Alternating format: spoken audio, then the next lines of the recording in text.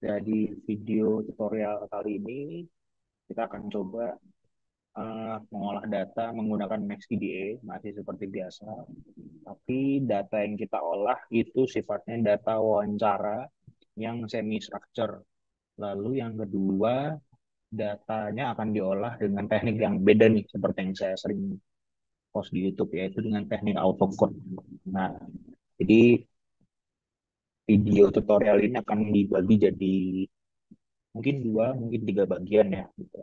Ada yang ngejelasin soal konsep datanya dulu biar paham, lalu ada yang akan menjelaskan soal bagaimana mengolah datanya nanti. Itu kira-kira. Nah, oke. Jadi sebelum kita masuk ke Max nya kita tentuin dulu nih jenis data yang kita punya itu data yang seperti apa. Jadi ada dua jenis data ya. Pertama itu data free text, data data free text atau data unstructured. Nah, data free text atau data unstructured itu adalah data yang dia didapatkan dengan peneliti tidak menentukan jawaban apa yang harus diberikan oleh respondennya. Contoh, misalkan saya meneliti bagaimana anak-anak sekolah SD, SMP, SMA itu mengalami pengalaman belajar online begitu. Lalu saya wawancara mereka.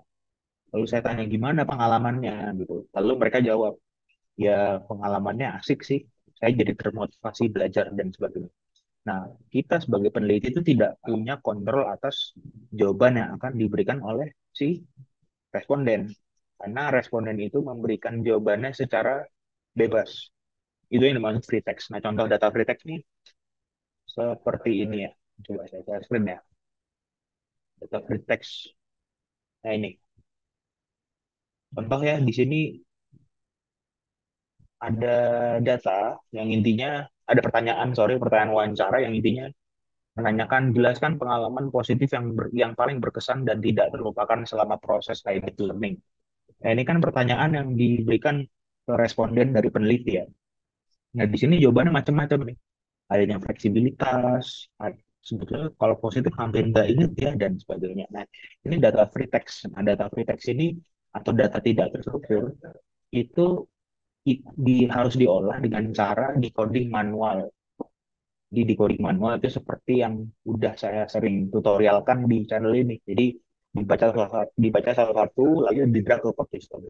Kenapa harus decoding manual? Karena kita harus memahami apa isi dalam datanya. Kita harus memahami satu-satu kata per kata apa yang dikatakan responden dan memasukkannya ke dalam code system. Nah, itu yang dimaksud data terstruktur. Nah, lalu ada data jenis kedua yaitu data sorry, itu dimaksud free text. Yang ini free text ya, atau data unstructured. Nah, kalau kalau ada data unstructured, berarti ada data structure. Nah, data structure itu contohnya gimana? Misalkan berapa umur Anda?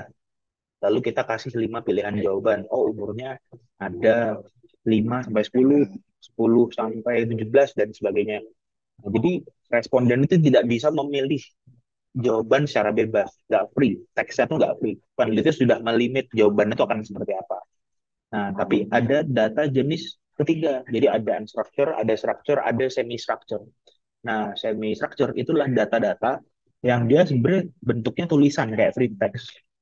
Tapi sebenarnya peneliti itu sudah melimit yang bisa dijawab itu apa aja. Nah, contoh yang akan kita autocode itu adalah data yang sifatnya semi-structure.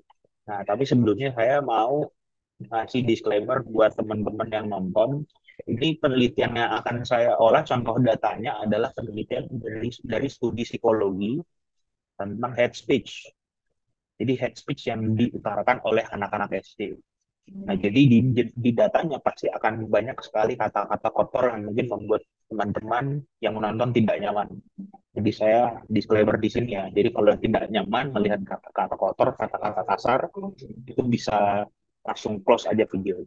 Nah, ini adalah jenis datanya. Nah, ini. Jadi si peneliti itu punya eh, 1, 2, 3, 4, 5. Ada 5 pertanyaan gitu. Jadi bahasa kasar apa yang biasa digunakan. Nah, ini si responden ngomong. ada goblok, ada tolol dan sebagainya. Lalu dari mana kau mengetahui itu? Oh, ada dari TikTok, ada Instagram dan sebagainya. Nah, ini kan semi structure nih. Jadi jawabannya bisa lebih dari satu, bisa TikTok aja, bisa TikTok, Instagram, YouTube, tapi sebenarnya jawabannya itu-itu aja. Jadi ya media sosial hanya ada lima kan yang populer ya, TikTok, Instagram, YouTube, Twitter, lalu Facebook kayak gitu. Nah, jadi pilihan jawabannya cuma ada lima. Tapi peneliti tidak membatasi bahwa jawabannya harus satu, oh TikTok aja, Instagram aja. Nah ini yang disebut semi structure. Jadi jawabannya terlimit, jawabannya sudah distruktur, sudah dilimitasi, tapi responden punya kebebasan untuk menjawab dia mau jawab apa dan berapa gitu. Nah lalu pertanyaan ketiga, media sosial apa yang biasanya kamu gunakan? Nah, ini sama. Lalu apakah kamu pernah melakukan ujaran kebencian di media sosial? Sama juga. Jawabannya pernah, tidak pernah. Nah, ini mungkin satu-satunya pertanyaan yang jawabannya adalah structure karena cuma pernah dan tidak pernah. Lalu hate speech apa yang pernah diujarkan? Gitu. Nah, ini kira-kira. Maaf ya kalau banyak kata-kata kasar dan tidak baiknya. Gitu. Nah, ini data yang sifatnya semi structure. Nah, terus kenapa ini kata-katanya ditambahin angka? Contoh di sini TikTok satu. Sedangkan di pertanyaan yang D itu TikTok tanda seru. Nah, inilah yang nanti saya akan tunjukin mengapa identifier ini penting. Ini namanya identifier, jadi TikTok satu, ada logo satu di situ.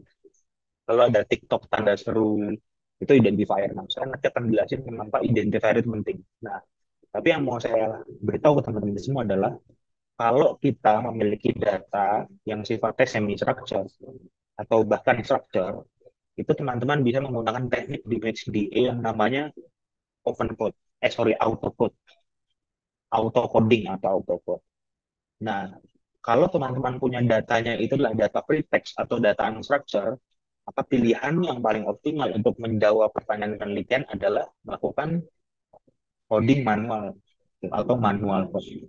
Itu ya, itu yang harus dipastikan. Jadi jangan pakai MaxDA seolah-olah semuanya harus manual dan semuanya harus otomatis. Nah, kita tentukan dulu jenis data kita apa, apakah dia free text, apakah dia semi structure, atau dia structure.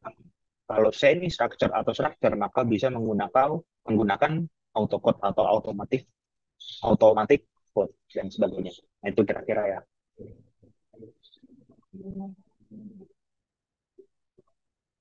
Oke, nah sekarang kita akan memasukkan data ini ke dalam XCDA. Jadi saya akan menggunakan XCDA paling baru ya, XCDA 2024. Nah, di XCDA 2024 ini fiturnya katanya sih lebih kaya ya dibandingkan yang biasa kita pakai XCDA 2022. Nah, jadi cara untuk masukin data sama, kita bikin dulu projectnya ya.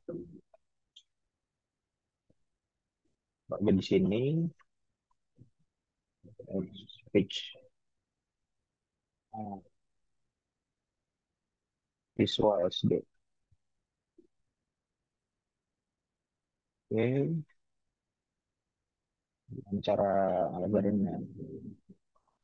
Jadi masih sama ya, kita import dulu datanya karena datanya sudah dalam bentuk Excel spreadsheet ya. Jadi teman-teman silakan buka import lalu import dokumen from Excel spreadsheet.